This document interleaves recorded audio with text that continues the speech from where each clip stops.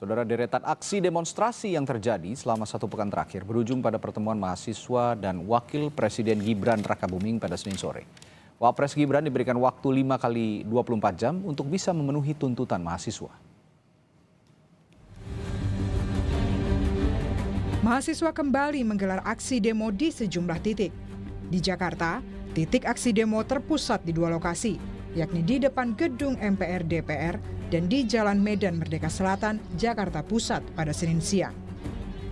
Aksi demo di depan gedung MPR DPR juga sempat diwarnai aksi saling dorong antara mahasiswa dan aparat kepolisian. Ada 5 tuntutan yang diutarakan mahasiswa di depan gedung MPR DPR. Pada Senin sore, perwakilan mahasiswa yang menggelar aksinya di kawasan Patung Kuda bertemu dengan Wapres Gibran Rakabuming di Istana Wakil Presiden. Sejumlah tuntutan aksi disampaikan mahasiswa ke Wapres Gibran. Mahasiswa memberi waktu 5 hari agar pemerintah memperbaiki kondisi ekonomi. Jika tidak, maka mahasiswa berencana akan menggelar aksi serupa. Pak Wapres sangat baik. Dia akan catat hasil dari tuntutan-tuntutan kami dengan buku kecilnya tadi, catat poin-poinnya yang harus Bapak Wapres itu ke depannya untuk memperbaiki dan mengevaluasi segala bentuk yang janggal di negara hari ini. Tentunya MBG dan KDMP. Kami dari BEM Universitas Bung Karno memberikan waktu 5 kali 24 jam. Ketika aspirasi yang kami sampaikan tidak terrealisasi, maka kami akan bentuk daripada pergerakan tersebut, aksi jilid-jilid berjilid. Pelaksana tugas Sekretaris Wakil Presiden Al-Muktabar menyebut Wapres Gibran menyambut baik pertemuan dengan mahasiswa. Ia menegaskan tuntutan yang disampaikan oleh mahasiswa saat pertemuan dengan Wapres akan dipertimbangkan untuk ditindaklanjuti dan disampaikan ke Presiden Prabowo Subianto. Presiden menyambut baik dan menerima apa-apa yang tadi telah disampaikan dalam bentuk dialog yang interaktif. Bahkan dari mahasiswa juga menyampaikan isu-isu di daerah yang sampai ke tingkat nasional. Beliau berdua, Bapak Wakil Presiden dan Bapak Presiden tentu punya mekanisme kerja yang akan disampaikan dalam kesempatan-kesempatan tertentu sesuai waktu yang tersedia. Lantas, apakah tuntutan mahasiswa akan dikabulkan sesuai dengan batas waktu yang diberikan? Sebelumnya, aksi demonstrasi juga berlangsung di sejumlah daerah. Mahasiswa menuntut perbaikan ekonomi. Tim Liputan, Kompas TV.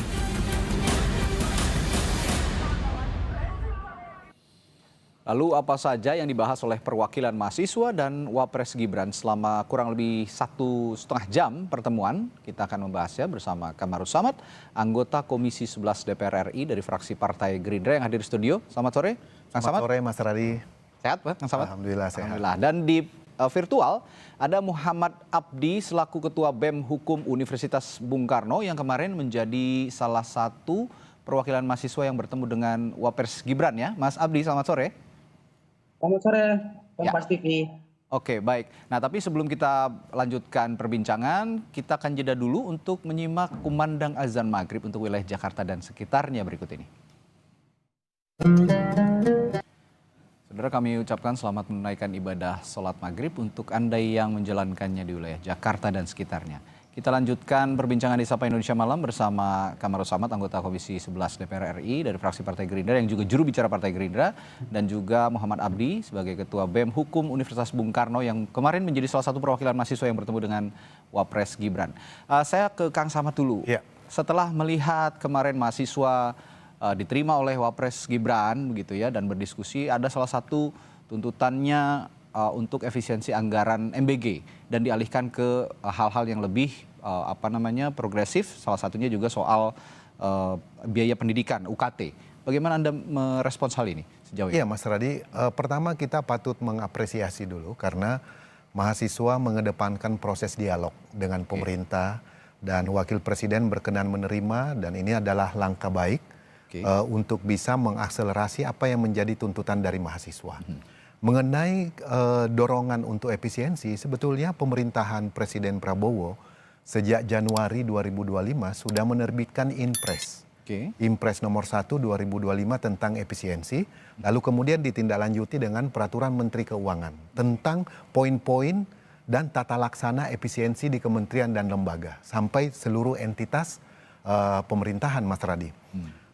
Sekarang bagaimana relokasinya misalnya kalau dituntut untuk UKT, saya kira masukan yang bagus karena apalagi saat ini pemerintah dan DPR sedang menyusun APBN 2027. Artinya kita ada waktu sampai dengan September di tahun ini untuk terus mengadopsi, menyerap aspirasi dari masyarakat termasuk dari mahasiswa untuk fokus pada program-program yang produktif termasuk dengan misalnya penguatan di pembiayaan UKT-nya. Oke, nah kemarin juga kan BGN rapat dengan DPR ya. Benar. Di Komisi 9 saya dengar juga katanya BGN ini tahun depan anggarannya akan jauh lebih berkurang katanya begitu. Tapi yang kita ingin tahu juga seberapa besar pengurangannya begitu untuk yang tahun depan biaya untuk BGN ini. Nanti akan kelihatan karena sekarang baru RKA. Jadi setelah nota keuangan nota keuangan APBN akan dibacakan tanggal 16 Agustus oleh Presiden. Setelah itu akan ada rinciannya per kementerian dan lembaga. Jadi masyarakat bisa melihat dan kemudian DPR dan pemerintah membahas sampai dengan September. Jadi kita ada waktu untuk melihat. Tetapi yang sifatnya pengadaan, saya yakin dan percaya pemerintah sudah sangat aware supaya apa yang terjadi hari ini itu tidak akan terulang lagi. Karena belanja pemerintah betul-betul harus dijaga karena kita tahu kondisi ekonomi kita penuh dengan tantangan hari ini, Mas Radi. Sangat-sangat penuh. Ya, termasuk penerimaan negara tentunya. Betul. 2026 ini menjadi pembiayaan yang sangat besar sehingga mengeruk anggaran fiskal negara yang cukup besar sehingga bisa jadi bahan evaluasi untuk 2027. Nah, saya ke Mas Abdi. Saya ingin tanya dulu apa latar belakang atau yang menjadi pemantik utama sehingga Aliansi Mahasiswa merasa harus mengeluarkan ultimatum dengan tenggat waktu yang sangat ketat lah ya, lumayan sangat ketat, 5 kali 24 jam kepada Wapres Gibran saat ini, Mas Abdi. Mas Abdi, mohon maaf, audionya belum di on, Zoom-nya, mohon maaf. Baik, mohon maaf tadi. Silakan. Assalamualaikum warahmatullahi wabarakatuh. Terima kasih kepada Kompas TV yang mengundang saya sebagai koordinator aksi pada hari Senin kemarin. Nah, pemantik yang kami lihat sekarang terkait negara hari ini tidak baik-baik saja. Dan tentunya kita melakukan aksi itu mengkaji dulu isu yang harus kita perbaiki dan perbuatan-perbuatan apa yang harus kita berikan kepada pemerintah. Dan tentu kami dari mahasiswa Universitas Bung Karno mengkaji tersebut persoalan-persoalan yang terjadi di negara Kesatuan Republik Indonesia yang hari ini mendapatkan musibah sangat besar, baik dari musibah skala ekonomi, hukum, politik, dan sosial. Nah, tentu pemerintah hari ini yang sebagai pemangku kebijakan mempunyai kewenangan penuh dalam mengatensi dan mengcounter semua kejadian-kejadian yang sedang berjalan. Nah, kemungkinan kami berdapat beraudiensi sama wakil pemerintah, tentunya Bapak Wakil Presiden Gibran Rakabuming Raka. Kami sampaikan bahwa selama ini yang terjadi tidak ada rakyat ini yang tidak mau hidup bahagia. Akan tetapi pemerintah hari ini juga perlu bisa merefleksikan para internal baik menteri-menterinya ataupun pihak-pihak terkait. Itu sih. Baik, Mas Abdi, tadi yang saya tanyakan kenapa menetapkan 5 kali 24 jam? Itu kan waktu yang sangat ketat. Apa latar belakang Anda mengeluarkan waktu yang cukup ketat ini? Baik, kenapa kami menyepakati untuk memberikan ultimatum kepada pemerintah 5 kali 24 jam?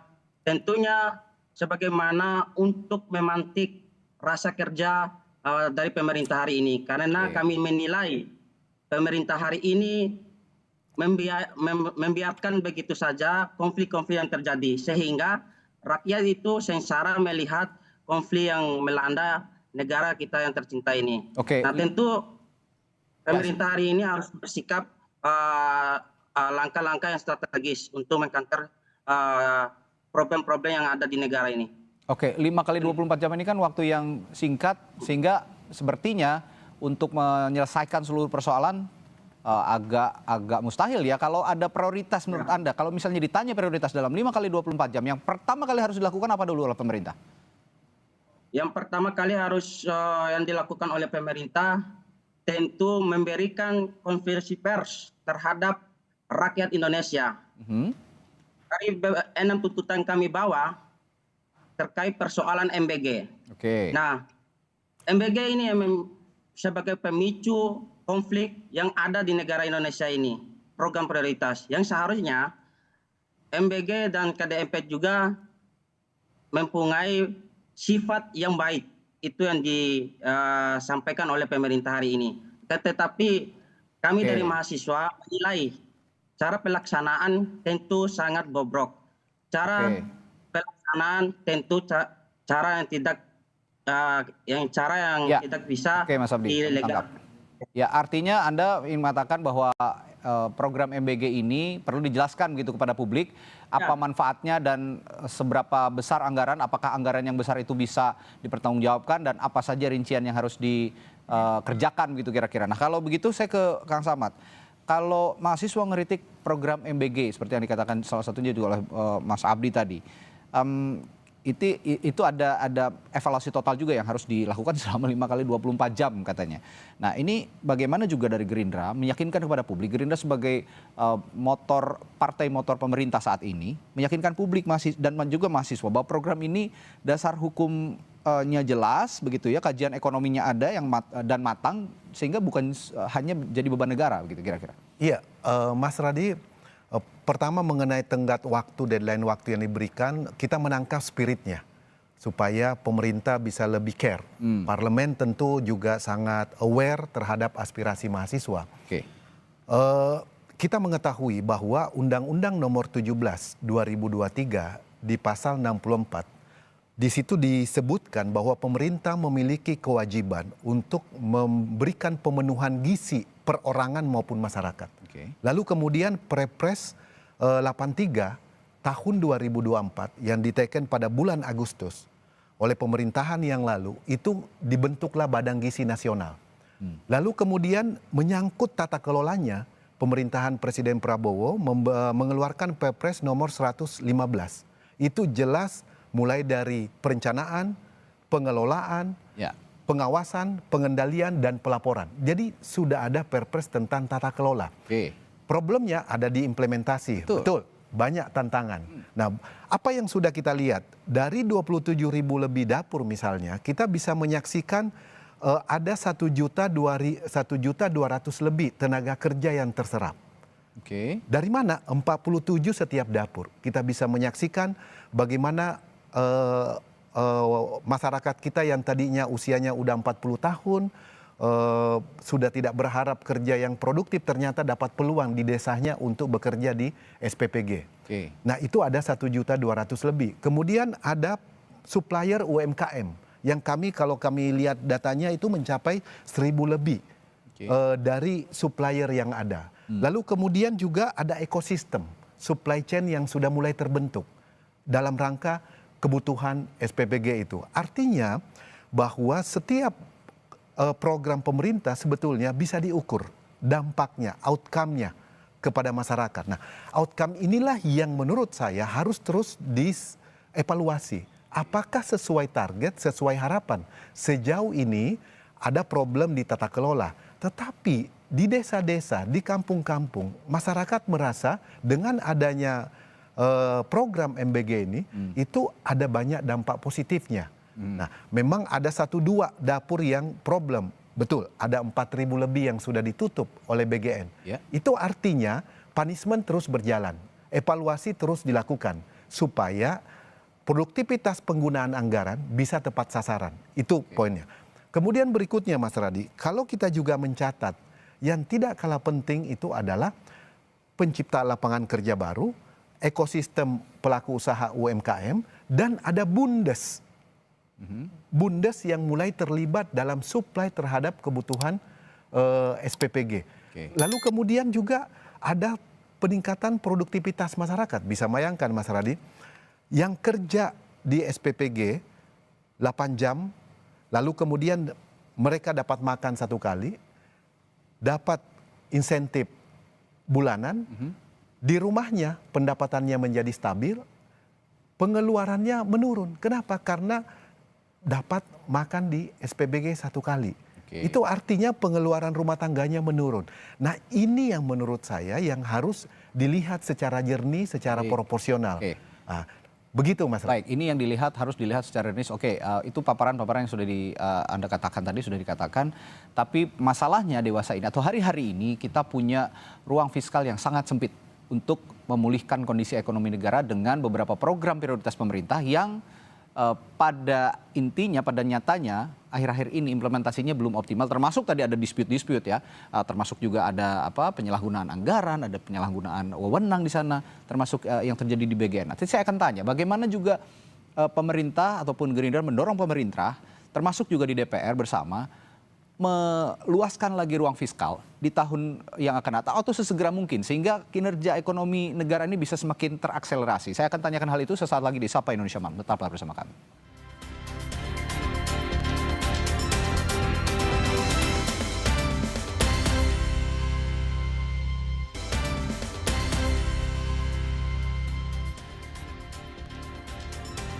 Ya, kita lanjutkan perbincangan. Tadi saya bertanya ke Kang Samad. Kalau tadi Anda paparkan, itu sebenarnya memang ideal sekali kalau memang bisa terimplementasi dengan baik. Bahwa mulai ada lapangan kerja yang terserap oleh program MBG ini. Ada SPPG yang mempekerjakan banyak orang-orang lokal daerah. Lalu juga UMKM yang juga digerakkan untuk memasok gitu ya, makanan-makanan untuk makan bergizi gratis. Ada juga penerima manfaat MBG yang saat ini sudah mulai bergantung dengan MBG di beberapa sekolah di daerah dan juga di ibu kota bahkan. Nah, tapi ada problem ketika ruang fiskal kita saat ini sedang sempit di tengah himpitan ekonomi global juga. Ya. Nah, adakah strategi yang bisa disarankan kepada pemerintah, mungkin dari Gerindra juga, didorong juga oleh DPR, bagaimana memanfaatkan ruang fiskal kita agar tidak banyak terserap ke program-program prioritas yang yang saat ini juga ternyata pada saat implementasinya, dievaluasi, ada juga beberapa masalah di situ. Nah, apakah tidak baik ditinjau dulu, di hold dulu dan dialihkan dulu anggarannya ke yang lain, itu bagaimana strateginya? Mas Radi, memang perubahan arah kebijakan fiskal kita di pemerintahan ini agak berbeda. Kalau pemerintahan lalu penekanannya pada infrastruktur, kalau pemerintahan ini pada penguatan sumber daya manusia kita. Nah, misalnya dibangun sekolah rakyat, sekolah unggulan, sebagai bentuk untuk meningkatkan kualitas sekaligus keadilan bagi masyarakat yang membutuhkan jangkauan itu. Kemudian perbaikan sekolah-sekolah dasar, SD, SMP, kemudian akses jembatan, itu terus menjadi prioritas di dalam pemerintahan ini. Lalu kemudian MBG, kenapa MBG dilaksanakan ini Mas Radi? Karena tingkat prevalensi stunting kita itu 19,8%. Itu artinya 19. Setiap 100 balita ada lebih kurang 20 orang yang pertumbuhannya tidak normal karena kekurangan gizi. Jadi ini harus jadi perhatian. Nah, inilah kemudian diakselerasi karena itu B3 harus menjadi prioritas. Nah, lalu kemudian bagaimana menghadapi situasi tekanan fiskal kita karena misalnya ada volatilitas harga minyak yang kita tahu ada subsidi yang cukup besar, kemudian ada kewajiban utang di dalam APBN kita sehingga ruang fiskal kita menjadi sempit.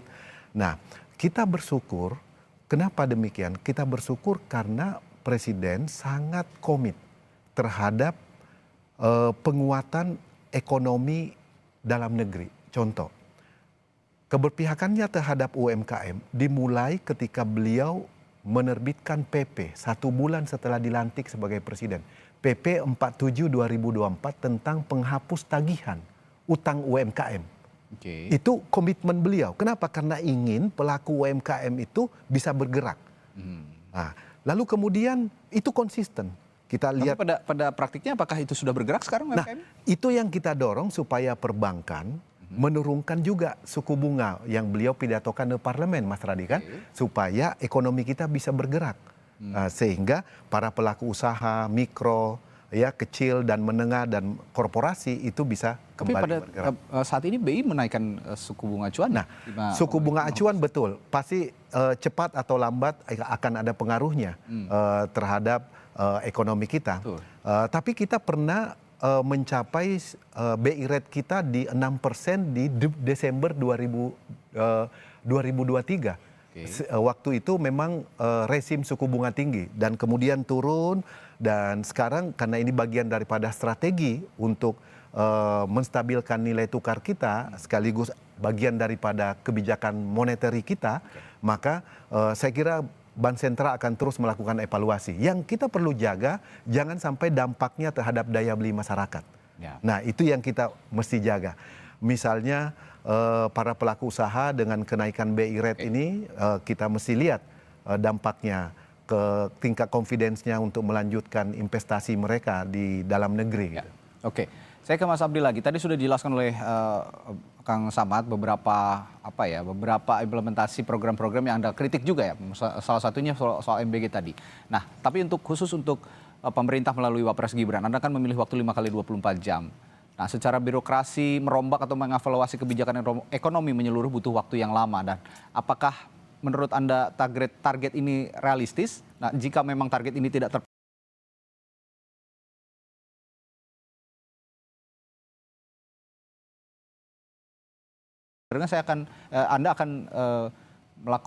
Anda dan teman-teman akan melakukan aksi demonstrasi lagi jika ini tidak terpenuhi. Apa betul begitu? Sebenarnya dengan waktu yang kami berikan kepada Wapres itu sangat rasional, karena kita mengacu kepada ini. Kawan-kawan melakukan gerakan, tentu pemerintah hari ini tidak ada respon baik.